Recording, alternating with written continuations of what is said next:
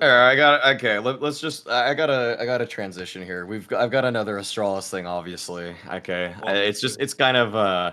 I hope this wraps up the Astralis talk for the day, but I just need to bring this one up. That Astralis earlier this year benching blameF without revealing that it was due to financial reasons has done irreparable damage to his reputation, which the community still holds on to with practically circular reasoning. Right. They say that blameF is bad because Astralis benched him, and that Astralis benched him because blameF is bad, when all other indicators point to him not being bad. Like, it's just... by the way, it's also the logic as well, because right afterwards they had that little honeymoon period. So I think it makes people think he was the problem or something, right? Yes, yes. You know what I mean? When they obviously got a playoff finish in Cologne with him. True. IGLing back. Like, it's unbelievable. Like, he did that with Borup, by the way. He did that with Borup. It's like people are gifted these opportunities to see isolated variables and the differences between when these players are surrounded by, and they can't use just multi-level analysis or multi-factor analysis at all to try to then think independently. By the way, that lineup will also have like one of those, like Altec or Buzz, one of those players will have been in it as well. That's a ridiculous lineup to go top 4. Yeah, that's insane. It's unreasonable what he was able to even do with them. I agree. But because Fnatic fails, then they just pick on blameF, who they still don't like because he looks like a schoolyard bully, and they say that his style of play isn't winning Counter-Strike. It's so unreasonable. Like, the whole sentiment. In fact, I'll just leave it there. I'll leave it there. That like Astralis' benching of him without revealing it's for finances. It's just it's just done so much damage to what the community perceives, and it's really just for that. Like, we know behind the scenes that's what it is. Was it the finances though? Like, they brought on Bro. Like, they brought on Bro for him. Like, it was just the cheapest. They're just cheaping out. But you don't know for a fact that it was finance. As far as I remember, Kassan, I'm going off memory, but I have a pretty good memory. I think blameF and Device had both like signed extended contracts like a few months before he got benched. Like, I think actually like they signed those as like the big two future. So they were implying they were committing to him. And then when they did the super team signing of the $2 million, magically blameF someone get kicked out. And listen, I can't confirm it's the case, but I sort of would speculate what Maui says is accurate. That what they did was you had an enormous roster with millions. You didn't make the major, and you were like, well, fuck, I've got to make this budget work now. There's all the millions with the sticker money I didn't get. And so you were like, right, kick out blameF. He's the big contract. I can't kick out the guys I just signed. And then just bring in like the cheaper play. I think, but it's not confirmed, but I don't think it's a bad speculation. You disagree, Kassad? I don't know. The thing is, like, it's very...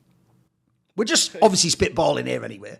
Yes. The thing is, like, kicking blameF, we never knew the reason. That's why I'm asking. I genuinely asked you, Maui, is like, do you know? Oh, right. Okay. Oh, it's not, okay. It's not 100%. No, we're just speculating on this. It's not 100%. The thing is that because I don't think it's a financial thing. Because if you have $2 million to spend and you already spent it, like, you know, you counted on some money from the stickers and everything, but after you didn't make it, maybe I think they maybe just removed him because of his style, of his like persona, whatever the in-game things, whatever it is. Because I don't see blameF as the problem of Fnatic as well. Like, I do agree with you. It's outrageous that people are thinking he is the problem, because he isn't. He isn't the problem. There are pieces there that nobody talks about because everybody is focused on what? On fucking blame. Right? We are still talking about body that I don't even know. I have a take about him too. I have a take about him. We'll go. If we get there, if we need to get there. The rumor was because they were in the tournament in Belgrade, right? A few months back, where we played as unpaid, you know? And they lost in the semis to Nemiga as well. During that tournament, the rumor was that he is getting kicked no matter what after the RMR/major, right? So obviously they are aware of that problem inside Fnatic, because that is a problem. They had a problem with Anop, which they tried to fix with Nok. I don't know if they're going to keep him or not. What is the deal there? There were mixed games here and there. He is a special type of personality and a player, and you need to be like dealing with him very carefully if you want to hit the best from him. So I don't know what they're going to do there. But the problem is not even the Nok. The problem is not Blame. The problem is not Matisse. We have the problem in the IGL. And we obviously have a problem in Crims. Like, is somebody even going to say something about it? Or is just going to be quiet because it's his CS royalty? Yeah, we have to give him how many right? years do we need to give him before somebody says, hey, listen, thank you for all years of your service. And, like, if you want to continue playing if you don't want to continue playing, you can have a spot in Fnatic for doing something. Like we want to like show our respect towards you and everything that you have done for this org.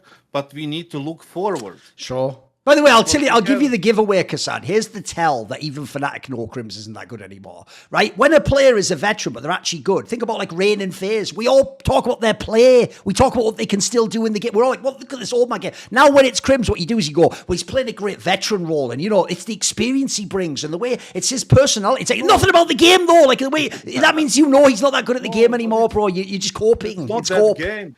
That's not that game, like, that they can do that. Like, you get older, you get like no, for sure. Like it's just the time that runs over you. Yes. Just you need to accept and you need to roll with it because it's not waiting for anybody. Sure. Like, not waiting for anybody. You need to accept the fact, and I'm pretty sure. I don't know this for a fact. I'm just gonna say this publicly. I don't know anything behind the scenes, but I think that that the way Fnatic is like shaping up this team, I don't think Crims is going to stay body as well. And we also need to talk about the coach, right? Keita, he has been there for a very, very long time. Now the kid is all right. I don't have anything against him personally. I don't think he's a bad coach as well. The reason why I'm not like going after him is simply because I don't know his involvement in the recruiting and in the like organizing and all these things.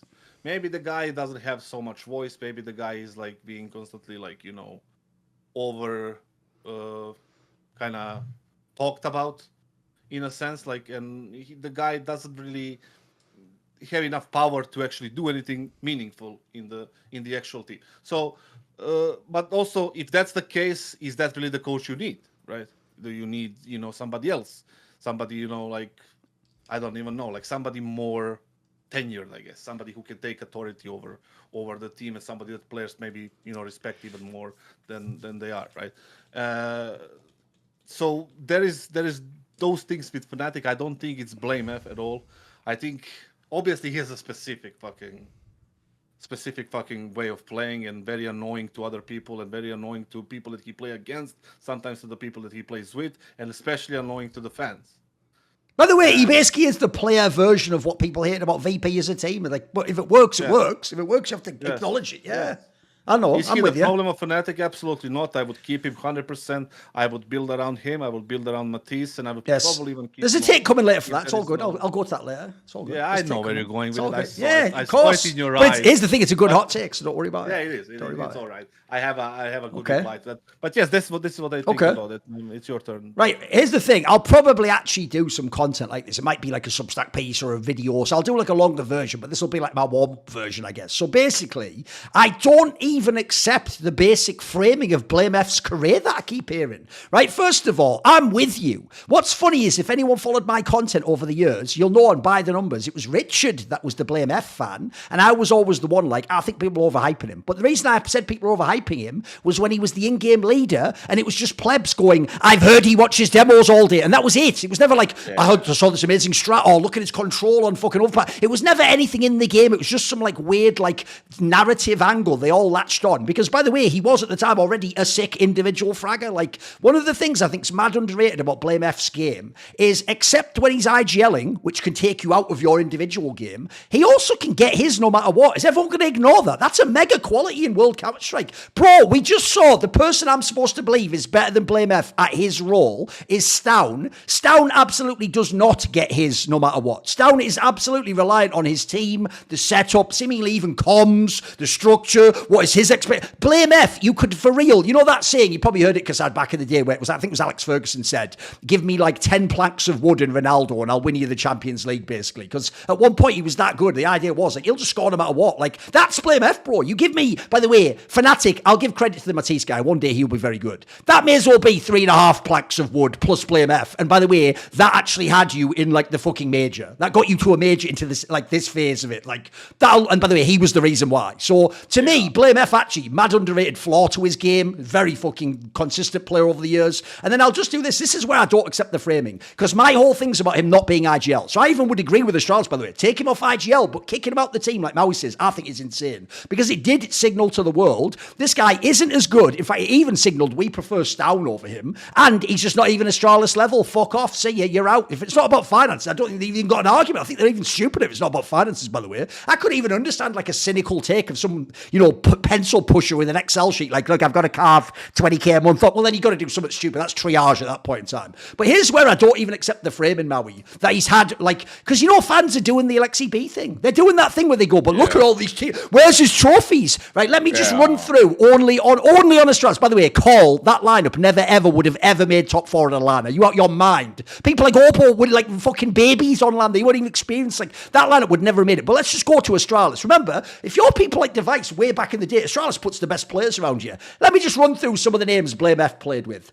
Buzz, Ultex, Lucky, Farley, Borup, washed Zipniks. Then he had coaches, Trace, Ave, Hunden, Castle, Ronick. What the fuck is this? None of these, not a single person I just mentioned there is world class at their role. No. He had like every coach in the world, IGL and not IGL. He just had rando teammates. As Maui just said, that's what, by the way, my whole video will hinge on. Unironically, it's the other way around, you dumb fucks. blameF getting Astralis to top 4 at those fucking colognes, the 2 times he did it, might actually be like some of the hardest individual carries you'll ever see in fucking Counter-Strike history. Like, it's just one guy fragging out of his mind doing like 0.8 kpr and dragging the aforementioned bombs over lines. And that's why people, by the way, it's the other way around, you dumb fucks. You guys go, where's his trophy? Because you're looking from the star player side. No, go the other way. Here's what you have to ask yourself. Who the fuck else could get people like Ultex and Borup to top 4 of Cologne in the modern day? Borup his prime couldn't even have done that. What are we talking about? That is a miracle. That is exceptional. So I don't even get this. Like, I go the other way. Like, I'm not going to go too far because you have to actually have the chance to do things like in major finals before I can crown you.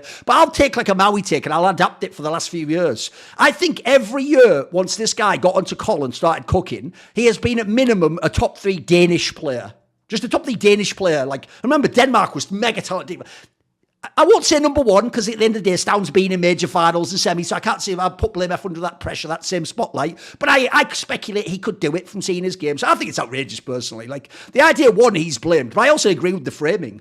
It's just that he got kicked from Astralis. Because here's what's weird. In a fucked up way, that implies that Astralis thinks like Stairs better than blameF or something stupid. Even though they play different roles. Yeah, people, in a fan's brain, that's true. They think that just means you suck, basically. Whereas I definitely don't think that's the case. In fact, I think it's the opposite. I think Fnatic was one of the few orgs smart enough to realise the value of this guy. And I agree with Kassan. See more cool, funny, interesting clips based on topics from my content? Well, subscribe to this channel then. Or, be a pleb and don't.